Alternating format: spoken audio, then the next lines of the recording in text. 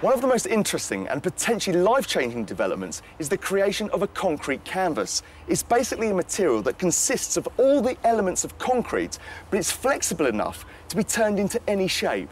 However, once it's been submerged in water and given time to set, it becomes completely solid.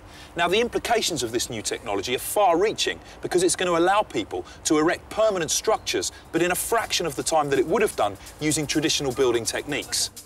The concrete canvas begins life in waterproof plastic sheeting for easy transportation. Inside, the canvas is wrapped around an inflatable lining, which will be blown up to create a building 50 square metres in size.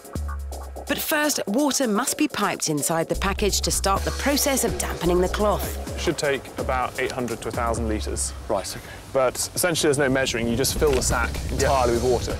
The concrete cloth is made up of fibres which evenly absorb water until all of the cloth is saturated.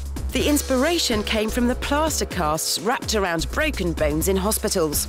Once the cloth is completely soaked, the process of hydration begins and the plastic casing can be removed. At this point, there's a window of around 5 hours for the canvas to be raised into its final position before the concrete starts to set. The next stage is to fit the blower.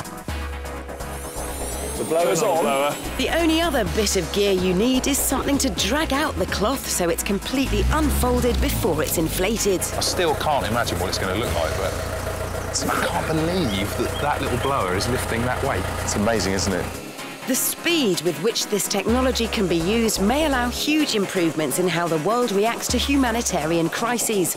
A concrete canvas building has good thermal properties, so whatever's inside is kept either cool or warm, and it can even provide a sterile environment for surgery. Yeah, I didn't realise there were going to be doors on it. Has it got a door? Look at that. Goodness me, you thought of everything, didn't you?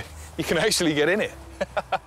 And just a day later, it's ready to walk in and use. It's strong enough to stand on, endure hammer blows and even the heat from a blowtorch.